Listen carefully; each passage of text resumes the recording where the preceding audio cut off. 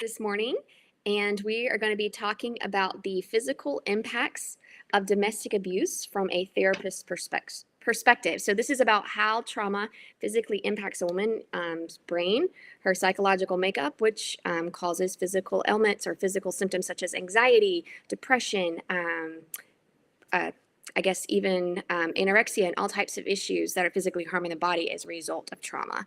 So this is going to be a really good interview today. I'm really excited. Tabitha is one of the best. I feel like as far as train and qualification to be able to answer this. So I'm going to let her introduce herself. And I know many of you have probably met her before, but for those joining us for the first time, I do not want you to miss out on knowing who Tabitha is.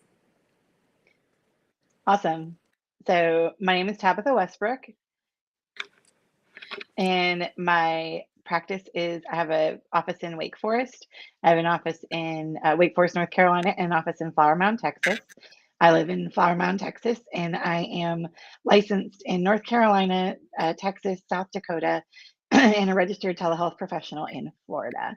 I'm also a certified clinical trauma professional, and we specialize in treating complex trauma as well as especially domestic abuse and coercive control within the Christian community, and deal with all kinds of abuse situations and all of that sort of stuff. That's kind of our jam.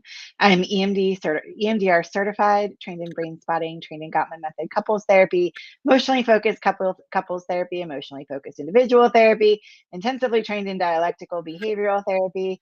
So I kind of do a lot of the different things, and have lots of great ways to help people be their most amazing selves and heal from all of the junk that can happen with trauma. And that includes addressing the body. We are a very holistic practice, which this whole topic excites me because there's just so much awesomeness all around it, and things that we can talk about that are a whole body based thing, right?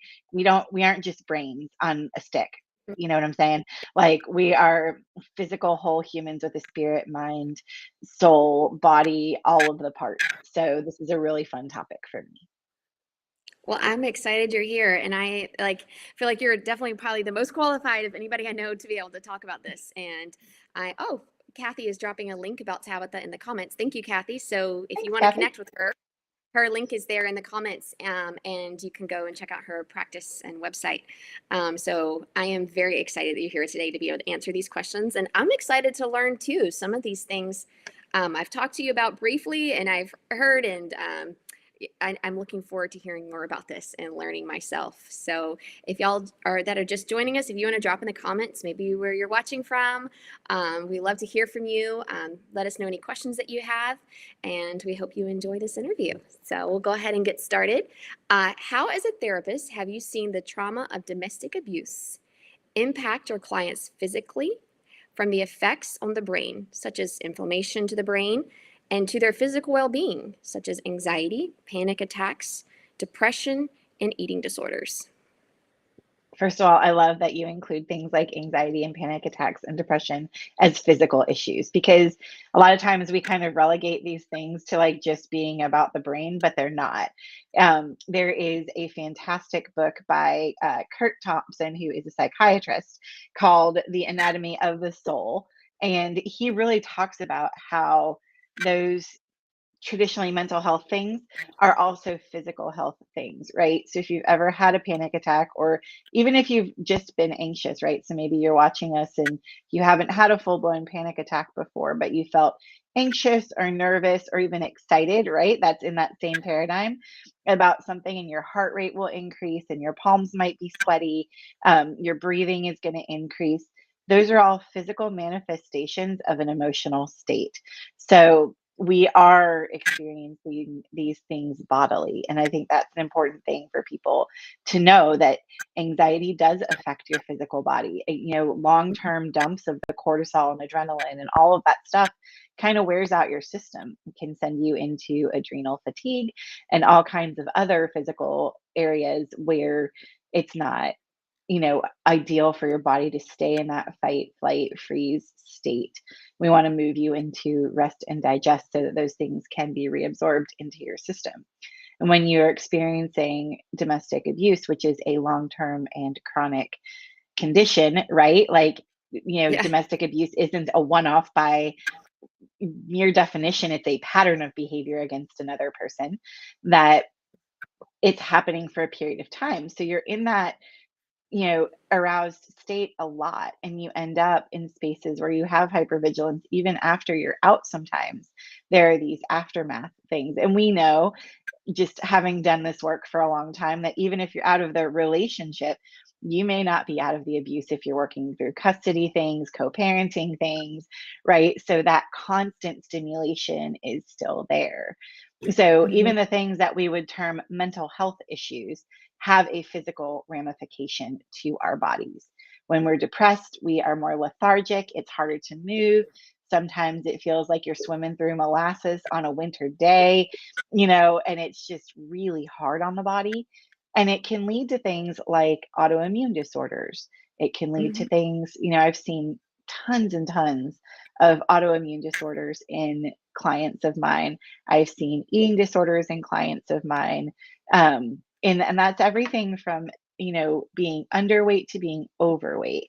There is Mhm. a fascinating aspect to the ACEs study, if you look up Dr. Folletti's work, that talks about the physical ramifications of childhood trauma and how it can play out in the body over years and years. And one of those things, particularly around, and just so you know, I'm going to mention some things. I probably should have started with this. So I'm going to back myself up a second, but Fine. I'm going to talk about really hard things today. I'm going to do it very clearly. So if this is triggering to you, you don't have to watch the whole interview right now, right? You may want to watch the whole interview, but take a step away, take some breaths, do the things that soothe you and your body, because we're going to be talking about abuse things, and it is hard stuff. And if this is Mhm. part of your experience, even though hearing me talk about it might be really validating and helpful, it may also activate your body. So I want you to just be mindful as you're listening to us today, to take care of yourself. You don't have to watch this whole thing in one chunk. You can kind of take a step back. You can watch it in bits and pieces. You can watch it with a friend, have a viewing party if you want to, so that you guys can support each other, because these are hard topics if you've been through them. So I just probably should have opened with that. And as I'm about to transition into what I'm going to say next, I wanted to give that for folks so you can just know to take care. Um, so the big thing that I was going to talk about is sexual abuse. And this is something we don't often talk about in domestic abuse. As we're kind of talking about it, we talk about the emotional aspects, the gaslighting. But I can tell you, for so many of the survivors that I have worked with, there is a sexual abuse component, because the spouse or partner is taking what they want when they want, and there isn't the ability to say no, right? Not a true no. Physical And ramifications. yeah. And so when we know that when people have been sexually abused, it can lead to all kinds of things. I have heard stories of cancer and things like that in the sexual organs because of the past sexual abuse, and that's what it's linked to. So our Mhm. bodies like are hyper reacting in some ways to try to address what's happening to us. And I think, Mhm. that's one thing I would definitely like to just have everybody consider, right? There is a lot of, I can't believe this is happening to me. Why do I Mhm. have to endure this? I've already endured so much. And that's valid, right? Like, it super sucks that something you had no control over and did not do to yourself is something that you have to bear in your body as you work Mhm. toward healing. And Mhm. that's an unfortunate reality. The beauty is that you can work toward healing. Some things may never be fully resolved in your body, but also the Lord gives us the strength to get through that. And I want to be careful to toe the line of hope, but also not minimizing that it's hard, because it is hard, but it's also not hopeless. So I just want to really hold that dialectic, that both and the things that are opposite that can be synthesized, because they're both true. Mhm. That is very good. And we're not promised, like through all of it, like we can find healing and peace, which I know sounds crazy. Like people I know have been through Hmm. really hard things or different things I've been through in life, there's still peace there and still joy in the midst of the trial when you cling to Yes, Jesus. And that's our yes. hope. And that doesn't mean you're not going to have a bad moment, right? I think Oh that's the yeah. other thing. I know we're talking about physical, but I want to make sure that we're weaving in healing and reality in all of it. Um, I had an experience, Lauren, you and I were just kind of chatting a little bit about my experience this weekend. Hmm. I got massive altitude sickness. I'm prone to it. It's a bit of a pickle for me, and ended up in the hospital, and had to leave the mountains that were trying to kill me and come home to a place much flatter. And I will be honest, in that moment, I was disappointed and angry and frustrated with my body because it wasn't doing what I wanted it to do. And I'll Hmm. be, if I'm being real honest, I was a little bit mad at God also. Yeah. And that was something Yeah. that I had to work through because it wasn't a place I wanted to stay, but it was also very much where I was. And I could have reacted in a shame space toward myself, or I could give myself compassion that, dude, it's just really hard, and also keep fighting forward with the Lord and working through it with Him. So, again, there's that space for the both. And I think Job is also a really great book to read, right? Because he was like, dude, none of this is my fault. I swear I did not sin. And his friends are all like, you sure you didn't do something, bro? Yeah. And Job's like, no, dog, really, I didn't. And so when we finally, Job and God are talking, Job's the one that's righteous, and God's like, hey, by the way, where were you when I created everything? And oh, Job's friends, you better ask Job to sacrifice some stuff for you because y'all are ding dongs. And so, you know, God is okay with questions, is what I'm trying to say. And He's okay with how we feel. And we're allowed to be real and honest with Him. He is merciful and gracious like that. And He understands that, living in this physical body is difficult at times, especially when we're dealing with the aftermath of trauma. And, that can be, things like COPD and lung disease and chronic pain. I think that chronic pain is probably one I see the most often, is just things hurt. And it's Hmm. really our body's way of trying to protect us in all of this, right? So if you end up with an eating disorder after being sexually abused in a domestic abuse relationship, it's your body trying to protect and control something it couldn't protect and control, right? It needs to be addressed. You can't stay there because it's not good for you. But also, we can give ourselves compassion for the physical struggles that we go through because our bodies are just trying to keep us alive and keep us safe.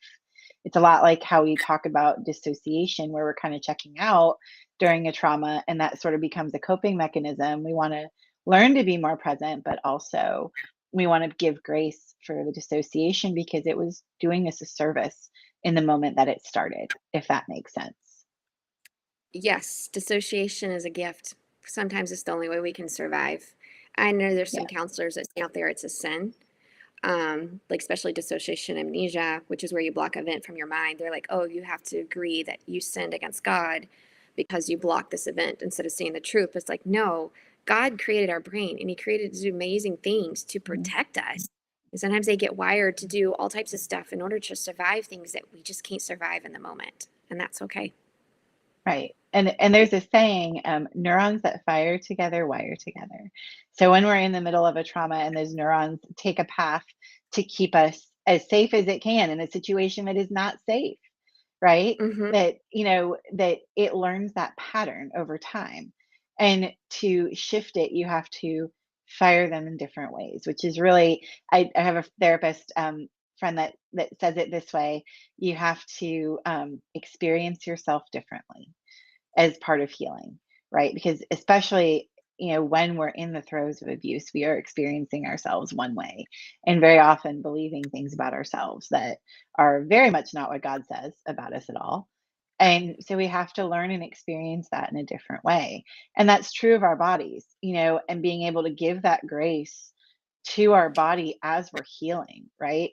So if you have the the the physical ramifications, let's say maybe it is chronic pain or fibromyalgia, or you're just really got a hair trigger on the anxiety and it causes all these physical manifestations, to say, you know what, body, thank you for trying to keep me safe. Thank you that this Wow. is how God created you so that Hmm. I can survive something that is horrific. right? Domestic abuse and coercive control are horrific. You never have to have a hand laid on you for it to be abuse. And I just want to be very clear about that because that can get confusing for people, right? There's a lot Yes. of non-handsy ways to abuse another human and to destroy their personhood and also their physicality without punching them in the face. So just want to throw that out there. But also, there are physical injuries that can be associated with domestic violence, right? We know that sin left unaddressed and that abusing another human being and coercive control is sinful.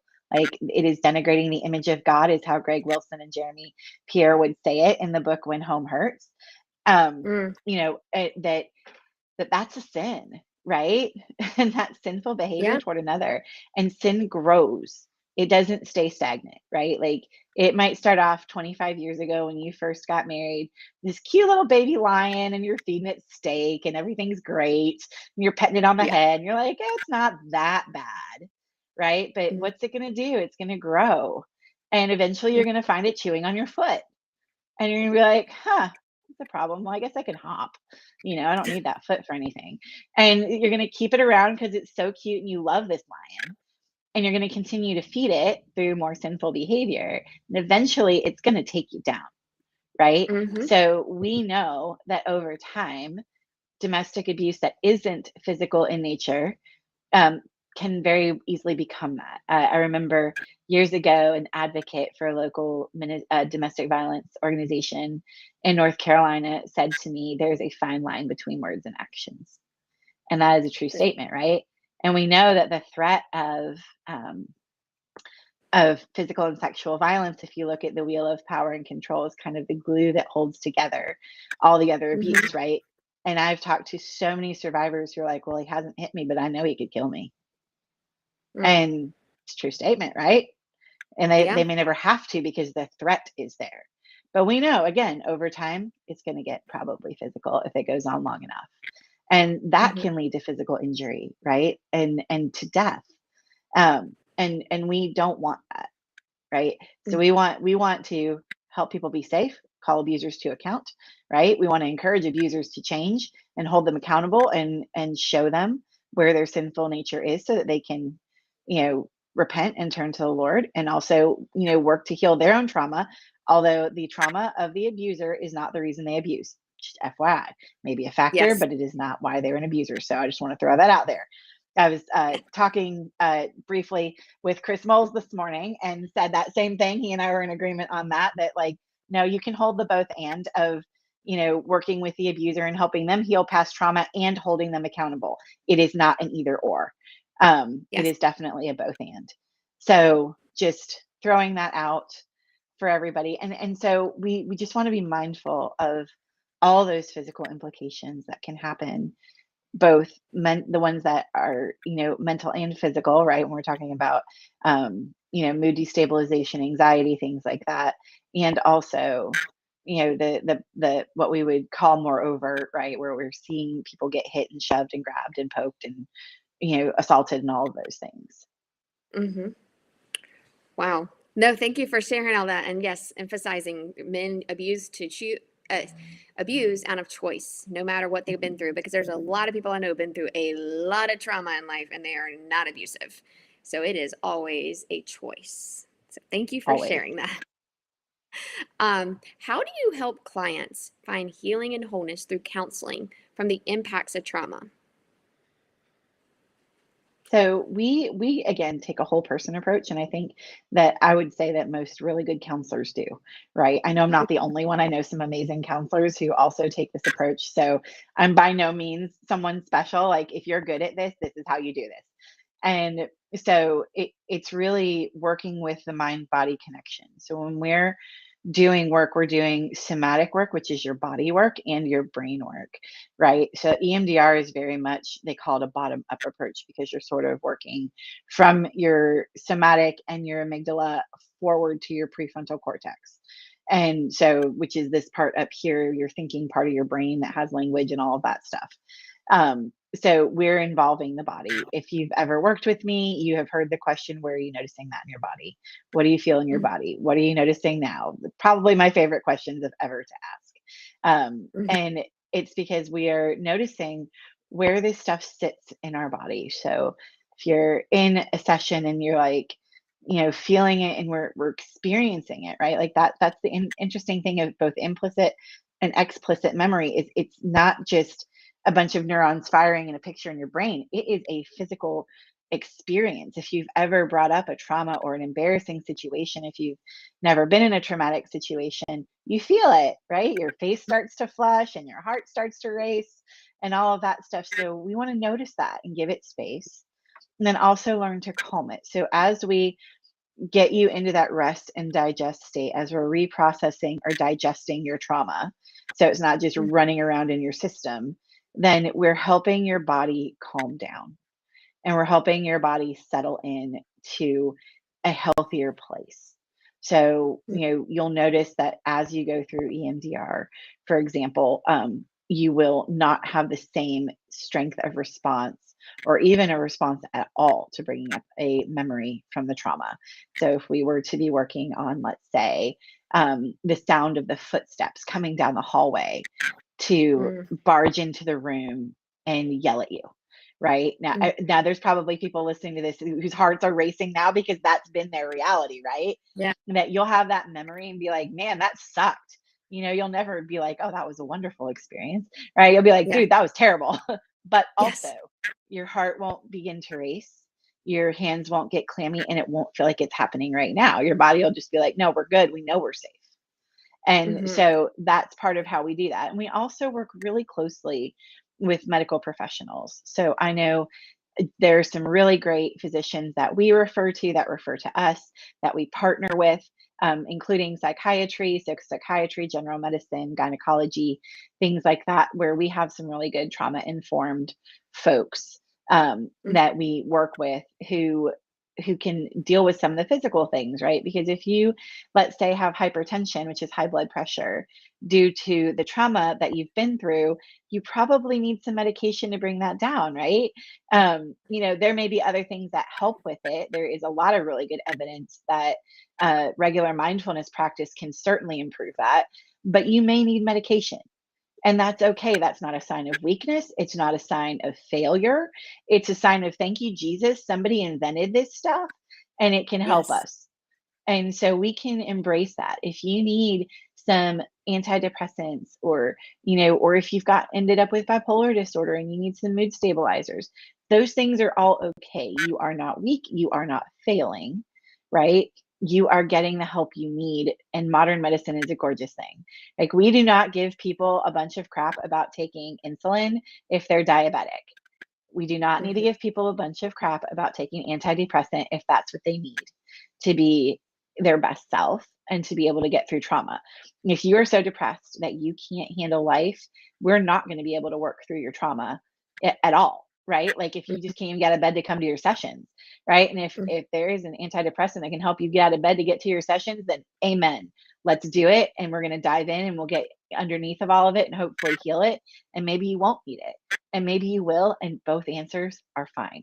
It's ultimately between you and God, and you have to pray it through, but it doesn't mean that you're weak, right? And I think sometimes our faith can give us a bit of a disservice. The Big C church, can say things that aren't helpful in those areas without fully understanding. And I don't think most, foolish things said are malicious.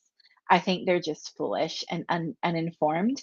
And I just pray that the Holy Spirit helps pastors and leaders and elders and deacons and church members understand it maybe a little bit differently, just so that we're not vilifying things unnecessarily. So, you do what you need to do to take care of you and work on both the traumatic experience and work on the physical health. And there will be a lot of things that can be healed in that. So as we're resolving trauma, your body is calming down. As you're treating physical ailments, your body's given the support that it needs to be healthier. And then that gives you the best chance of having the amazing life that God created for you. Yes, that's wonderful. Thank you so much for sharing that and all of that too. And yeah, like I was saying, there's a lot of natural physicians that I know you partner with as well that do a lot of natural Mhm. treatments, and there's opportunities out there Something I've learned a lot about is treating the thyroid can cause a lot Hmm. of stress, and there's natural treatments for that to try to Yeah. heal, because trauma affects, like you're mentioning, the cortisol and things like that, which stresses out the adrenals, Hmm. which stresses out the thyroid. And so it's just so much healing that's needed for your body to be able to heal from trauma. Recently something we were going to talk about or mentioning too is inflammation in the brain is something that you mentioned Hmm. to me. Trauma causes the neurons. I don't know. You can explain it better, but it causes inflammation. And I Hmm. know I had gotten sick with something and it caused the inflammation to be triggered and it became worse. So I Hmm. went through a protocol. I was not able to join this morning with my doctor, who helped me naturally decrease the inflammation in my brain because I was struggling with depression and it wasn't Hmm. normal thing for me to struggle with. And so, Right.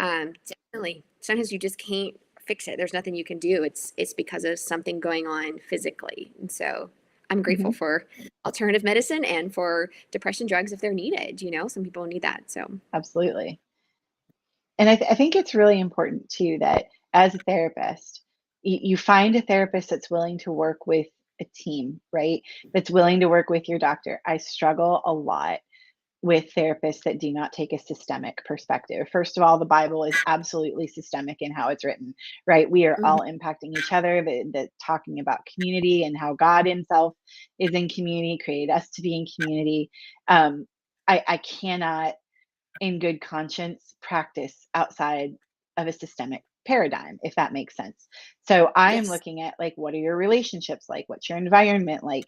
Can I talk to your doctors? Can we coordinate? Can I talk to pastors and elders? And again, I'm always going to protect my client.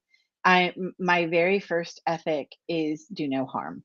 So I'm not going to say something about your case to somebody that I think will harm you. I'm very careful and I'm extremely protective of my clients, very protective of my clients. I take this very seriously. And so, but I also want to be able to talk to your doctors and the people around you that can help you, that are your support team, right? Your advocate, to say, Hmm. here's what I'm seeing, what are you noticing, so that we can help each other out. Right. So if I'm talking to your physician and they're like, hey, we're going to try this, this, or this, and I go, awesome, that's great. I can try this and this. Have you noticed a change? Are you noticing physical changes? I'm noticing emotional changes, and a much more relaxed physical state. What are you seeing? And these are things that we can do together as a team, and that your therapist should 100% want to do. You should have a therapist that wants to be part of a team approach to care for you. Again, healing happens in community, your personal community and your professional community. Love that. Yes.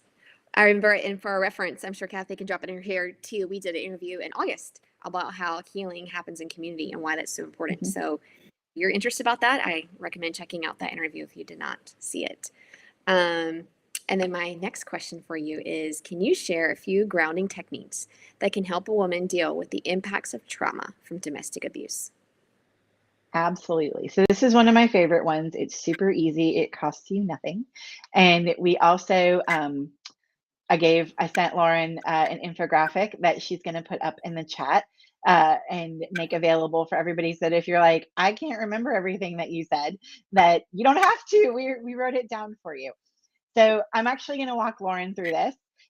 She's going to be a Okay. good sport and play this game with me. Yay. um, and you've probably heard of it because it's a very popular one. But the way that I'm going to do it might be a little bit different than you've done it in the past. So the first thing, it's called 5, 4, 3, 2, 1, and we're just engaging our five senses. So if you're in a good place while you're listening to us, you can practice along. Don't do it while you're driving necessarily if you feel the need to close your eyes, because we like you and we want you to stay alive. So, like, let's Yes. make wise choices today.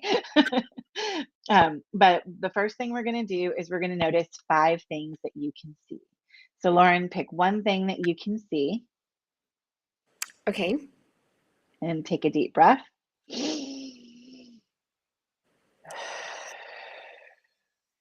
Pick another thing that you can see. Okay. Take a deep breath.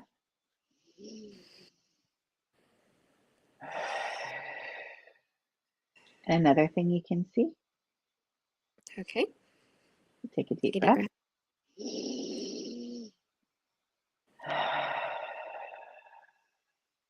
And another thing you can see. Okay. Take a deep breath.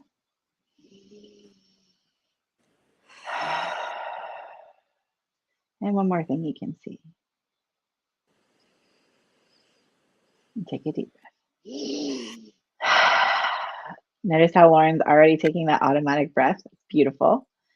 Now I want you to I want you to notice one thing you can touch. Okay. And take a deep breath.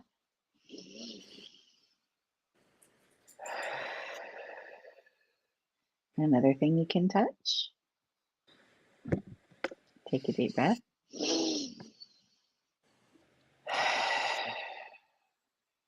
Another thing you can touch.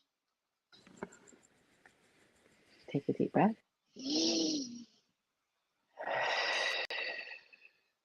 And one more thing you can touch. And take a deep breath.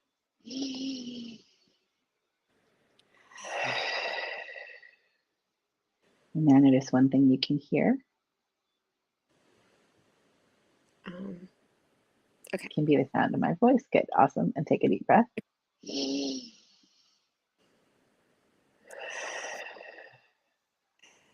And another thing you can hear.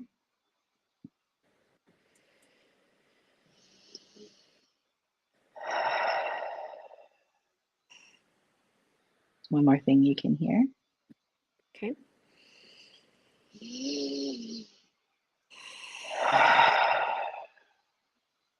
Now we're going to notice one thing we can smell. If we can't smell anything right now, we can imagine a smell that we love. Okay. Take a deep breath.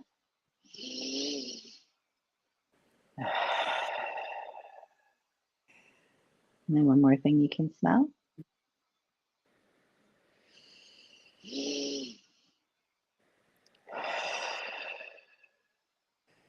And lastly, we're going to notice one thing you can taste. If you can't taste anything right now, then think of a taste that you love. All right.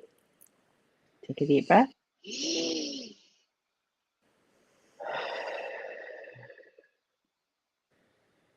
So Lauren, what are you noticing right now in your body?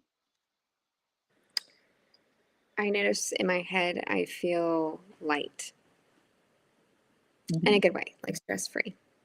Yeah. Yeah. And the reason I like to do it with the breath in between, right? I think a lot of people are like, just notice the things, is then we notice fast. And if we're already anxious and our minds are already racing, that's not super helpful. It doesn't Mhm. orient us to this moment. And that's what mindfulness in its core does. It orients our minds, bodies, and souls to the moment that we're in. And it helps us, especially if we're in a flashback state or super aroused by a memory, come back to this present moment. And so by taking the breath in between, then it really helps us to ground and reorient and slow us down when we need to be slowed down. So that's why I really like adding that big deep breath. And you'll notice I took the breath out loud. And again, that's creating, if you've ever heard me talk about breathing, auditory Mhm. anchors that tell our brains that we're safe and that things are okay so that it can calm down. And as you practice this, because it's mindful practice, not mindful perfection, then you can really teach your brain that when I breathe like this, it means I'm okay. And your brain will start changing your physiology and reabsorbing those neurochemicals that dumped out while you were anxious and start like putting out the happy chemicals that help you feel better. So those are things that are a way to address your own physiology when you are feeling a little bit overwhelmed. And don't panic if it doesn't work perfectly every time. We got to Mhm. have a lot of grace for ourselves in this because there are going to be days it's harder than others. And there are going to be days it's easier than others. And if there are other physiological things going on, then we may need to treat that in order to fully have it work. And that's okay. So just keep at it because practicing will be helpful in it. There is a ton of research that if you practice mindfulness for about 12 minutes a day, that it actually changes your brain structure in about 8 weeks. So I have lots of information about that on my website and classes that can help you get there and all kinds of good stuff. But there is a ton of information on that, and it can really help you heal both physically and emotionally as you practice these skills. Wow, that's really cool. I didn't know that. And that's a easy thing we can do at home that doesn't cost any money. Hmm. So no matter Right. where you are, you have no limitations to be able to do this and begin to rewire your brain to be less anxious. Yep. And if you are still alive, you can be mindful. And if you're listening to us, I'm guessing that you are still alive. That is, Yes, unless we have something else going on here in the spiritual, but I'm fairly certain we're all still alive. that would be bad. That would be very sixth sense-ish, whatever. That's hard to say. Yes. Oh, hope everybody's alive and all of y'all are having a great day. And that Definitely hope you so.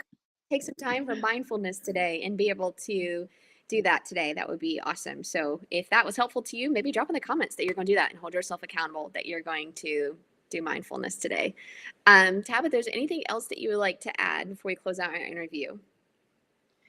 Just if you're looking for a therapist and you need some information on how to find a good one, I know Call to Peace has a ton of information on that. I have information in the blogs on my website on how to find a good therapist and the questions to ask them, so that you do get a good therapist. There is no therapist on earth that should ever begrudge having a conversation with you before you see them.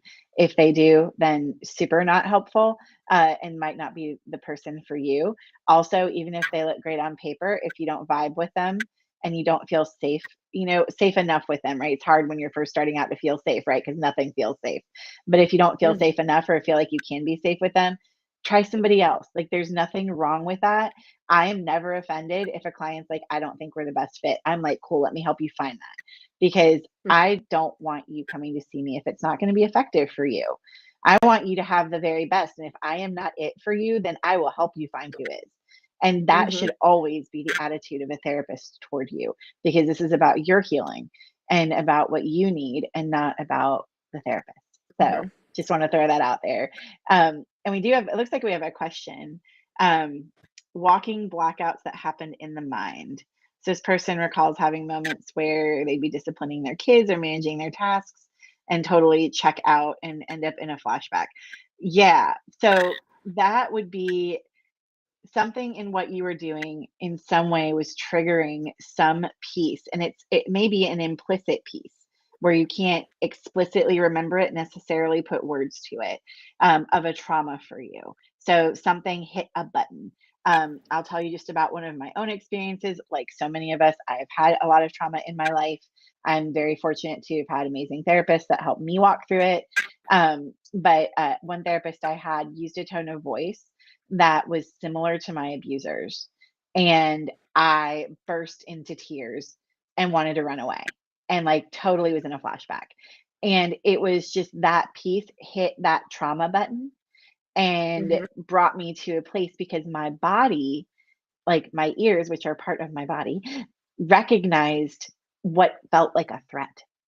And even though the therapist wasn't threatening at all to me, it was just how I heard it, that Mhm. my body reacted to it. And it's a self-preservation thing, right? It's like, oh my gosh, we're remembering this because it's not digested.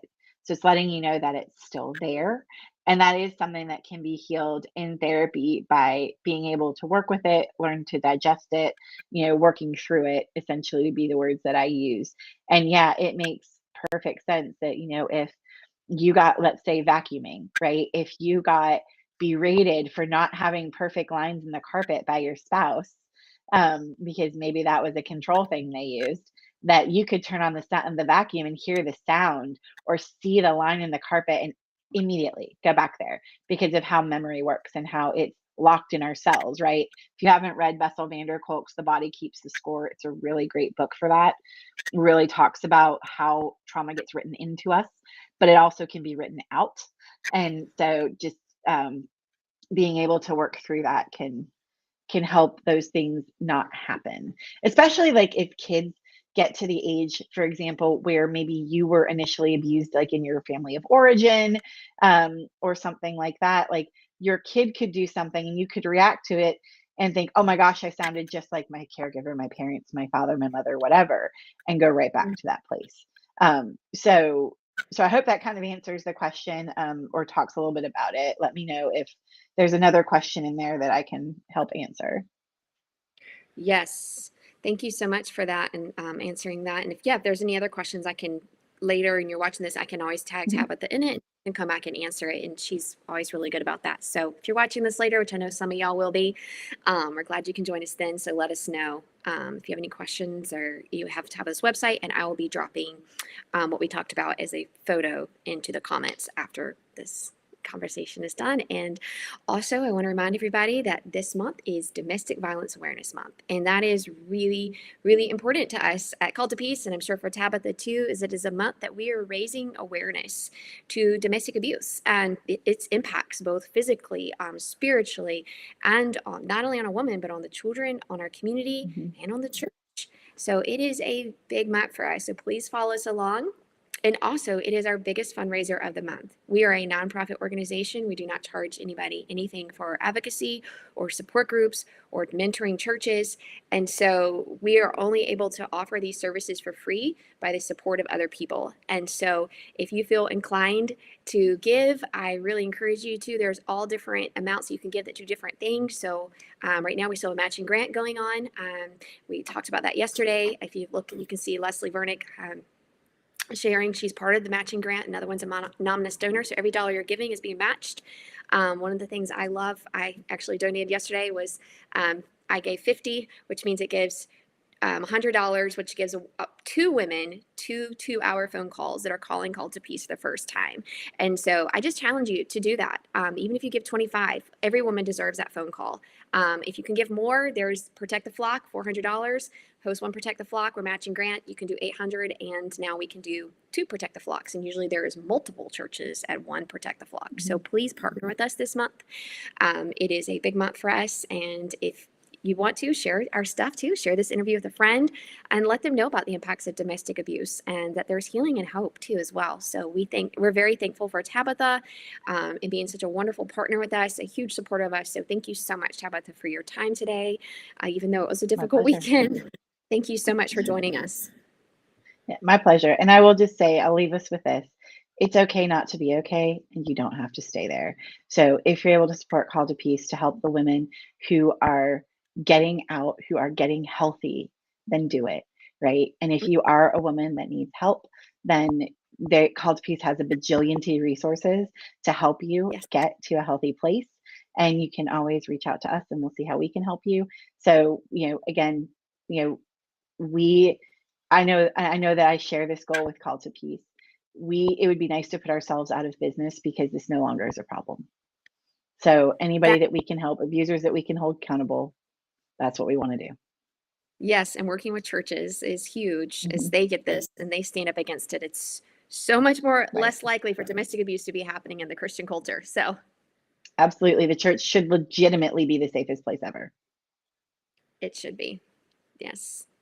Well, thank you for all your work that you're doing to support women and support marriages and all of that and helping people heal from trauma. So we are very grateful for you. Absolutely. Thank you for joining us, and everybody have a wonderful day. Mhm. Once again, leave questions in the comments and she will come back and answer them. So we will talk to y'all later. Bye. Bye.